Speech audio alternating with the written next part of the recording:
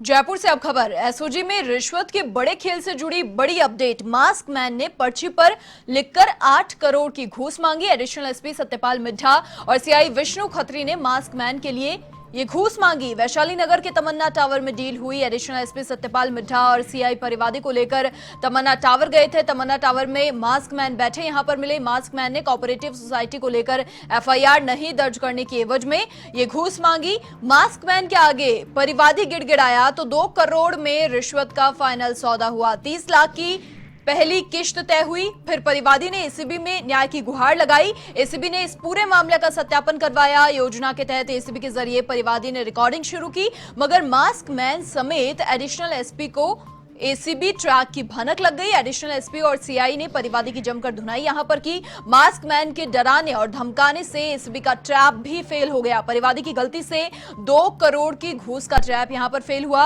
हालांकि रिकॉर्डिंग में रिश्वत लिए जाने की बात को लेकर एसीबी ने मामला दर्ज किया है। United multi state credit cooperative society से जुड़ा ये पूरा मामला।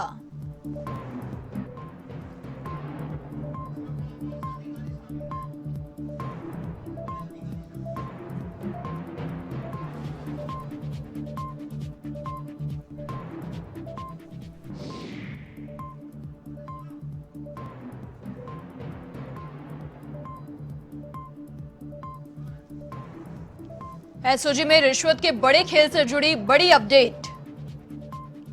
मास्क मैन ने पर्ची पर लिखकर 8 करोड़ की घूस मांगी थी।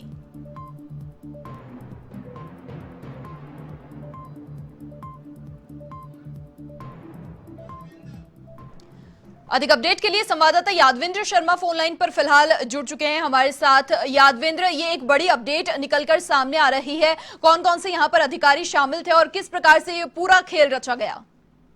देखिए मनीषा, ताजा अपडेट ये है कि एक मास्क मैन की जो भूमिका सबसे ज्यादा यहाँ पर इसमें पाई गई है, क्योंकि जो मास्क मैन था जिसका हम नाम लेना उचित नहीं समझते, मगर ये साफ इससे प्रतीत होता है कि जो एसओजी के अंदर जो उच्च अधिकारी बैठे गए हैं उनके नाम से यहाँ पर जो एडिशनल एसपी सत्यपाल मिड्ढा और जो सीआई विष्णु खत्री का ये पूरा खेल था, जिसमें पूरी साजिश रची गई थी और ये रिश्वत के घूस की और ये साजिश रची गई थी वैशाली नगर स्थित तमन्ना टावर में, जहां पर पीपीपी पालीवाल नाम से एक दुकान है, वहां पर पूरा खेल चलता है यहाँ पर। और जब यहाँ पर इस पूरे खेल को अंजाम देने के लिए जो सीआई है विष्णु खत्री और सत्यपाल मिड्ढा, जो परिवादी है, जो कोऑपरेटिव सोसाइटी का जो पूरा मामला है जिसमें अनियमितताओं का मामला चल रहा है, जिसमें दोषी पाए जाते हैं और उसके बाद उस परिवादी पर के खिलाफ यहाँ पर कार्रवाई नहीं करने की एवज में पूरी घूस मांगी जाती है, तो सत्यपाल मिड्ढा और जो सीआई है ये परिवादी को लेकर के तमन्ना टावर पहुंचते हैं और वहां पर जो एसओजी के जो एक बड़े अधिकारी हैं वो वहां पर बैठे मिलते हैं, मास्क लगा करके बैठे हुए रहते हैं और वो वहां पर पर्ची पर लिख करके यहाँ पर सबसे पहले 8 करोड़ की घूस मांगते हैं। मगर यहाँ पर जो परिवादी होता है वो घूस देने में सक्षम नहीं होता है और वो मना कर देता है और साथ में हाथ पैर गिड़गिड़ाता है। और उसके बाद यहाँ पर जो मास्क मैन जिसको कहा जा रहा है वो जो अधिकारी हैं वो यहाँ पर उसको डराते हैं, धमकाते हैं और नाराज हो जाते हैं, गुस्सा हो जाते हैं। उसके बाद जो सत्यपाल मिड्ढा और जो सीआई है वो उसको बाहर लेकर के आते हैं और कहते हैं कि साहब नाराज हो गए हैं, इसलिए तुमको उनकी बात माननी पड़ेगी। इसके बाद 4 करोड़ में फिर जो एसओजी के जो अधिकारी हैं वो उस पर्ची पर लिख करके देते हैं, मगर वो 4 करोड़ देने की भी हालत में नहीं होता है। और उसके बाद पूरा जो फाइनल जो सौदा होता है वो 2 करोड़ में होता है और जिसकी पहली जो किस्त होती है वो 30 लाख रुपए की यहाँ पर तय होती है। मगर इसके बाद कहीं ना कहीं जो परिवादी होता है और इसके अलावा जो सत्यपाल मिड्ढा और सीआई विष्णु खत्री से लगातार बातचीत होती रहती है, तो कहीं ना कहीं वो डराते धमकाते रहते हैं और परिवादी पर लगातार दबाव बनाते हैं। मगर इन सबसे डर करके और हार करके परेशान होकर के परिवादी है जो सीधे एसओजी की शरण में आता है। और यहाँ पर एसओजी में जाने के बाद 3 दिग्गज जो एसओजी के हैं, जिसमें सौरभ श्रीवास्तव थे और साथ में डीजी हैं आलोक त्रिपाठी जी और साथ में दिनेश एमन है एडीजी, उनको ये पूरी घटनाक्रम बताते हैं। तो उसके बाद जो एसओजी की टीम है इस पूरे मामले का सत्यापन जब कराती है तो पूरा मामला सच पाया जाता है और वहीं से इस योजना के तहत इस पूरे खेल के रिश्वत के खेल का यहाँ पर मंडाफोड़ करने की यहाँ पर कोशिश की जाती है। मगर सबसे अहम बात ये मनीषा यहाँ पर ये है कि जो एसओजी का जो ट्रैप होता है ये फेल हो जाता है और इस फेल के पीछे की जो कहानी जो सामने आई वो ये है यहाँ पर खुद परिवादी की ओर से बिफर जाना और साथ में परिवादी की गलती से यहाँ पर पूरा जो ट्रैप था ये फेल हुआ। क्योंकि यहाँ पर जब डिमांड की जाती है तो कहीं ना कहीं जो एसओजी के जो उच्च अधिकारी है उसको इस बात की भनक लग जाती है और साथ में सत्यपाल मिड्डा और विष्णु खत्री को भी। तो उसके बाद वो परिवादी को धमकाते हैं, डराते हैं और उसके साथ उसकी मारपीट करते हैं। तो कहीं ना कहीं परिवादी है जो टूट जाता है और कहता है कि उसने उनकी रिकॉर्डिंग की है जिसको एसीबी में दिया गया है और एसीबी की तरफ से उनको ट्रैप करने की पूरी योजना चल रही है।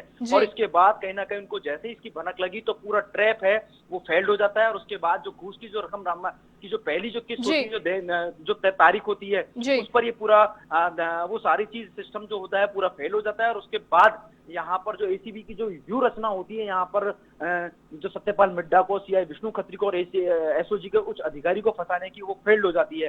तो कहीं ना कहीं परिवादी की गलती की वजह से ये पूरा जो ट्रैप है वो फेल हो जाता है। मगर पूरी रिकॉर्डिंग जो होती है वो एसओजी के पास पहुंच जाती है और उसके बाद एसओजी इस मामले में यहाँ पर धारा 7 और धारा 7A के तहत यहाँ पर पूरा मुकदमा दर्ज किया जाता है जिसके अंदर 2 करोड़ रुपए की घूस मांगी जाती है।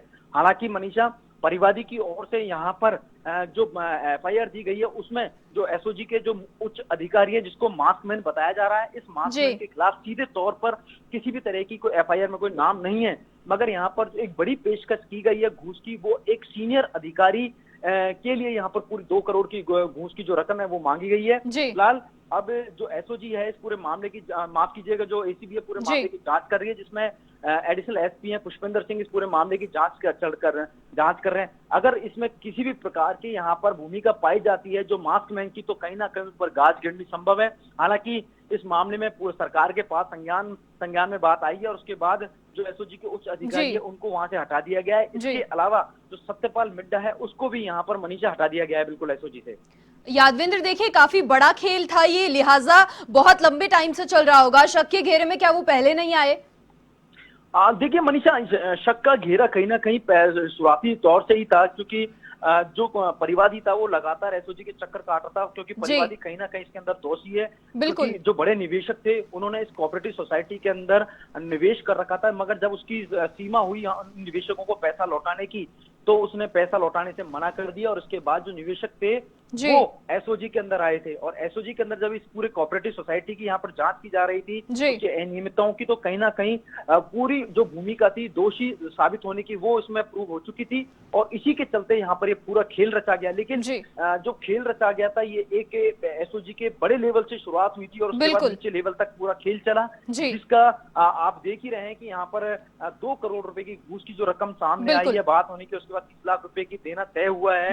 इन सब चीजों को लेकर के जब परिवादी ने यहाँ पर दोषी होते हुए भी यहाँ पर सबसे पहले एसओजी के अंदर शरण लिया, क्योंकि माफ कीजिएगा एसीबी के अंदर शरण लिया ताकि उसको न्याय मिल सके क्योंकि एक लोगों की जो न्याय की उम्मीद होती है वो एक बड़े ग्रुप से होती है और एक जांच एजेंसी होती है। अगर वही जांच एजेंसी अगर उसमें कहीं ना कहीं घालमेल करती है, अगर वही करप्ट होती है तो फिर आदमी किसके पास जाए। तो यही कुछ हुआ है एसओजी के अंदर। एसओजी एक स्पेशल ऑपरेशन ग्रुप है जो कि संगठित अपराधों के खिलाफ यहाँ पर कार्रवाई करती है, मगर जब खुद इसमें जो लिप्त जो अधिकारी है वो खुद ही करप्ट हो तो कैसे लोगों को यहाँ पर न्याय दिलाएंगे। मगर सीधे तौर पे देखा जाए तो यहाँ पर डीजी जो भूपेंद्र सिंह यादव है उनकी साफ मंशा है कि किसी भी तरीके के जो भ्रष्टाचार है वो उसको कहीं ना कहीं उसको लेकर के बख्शा नहीं जाएगा, चाहे कोई भी उच्च अधिकारी हो या कोई नीचे लेवल का अधिकारी हो, उस पर कार्रवाई की जाएगी।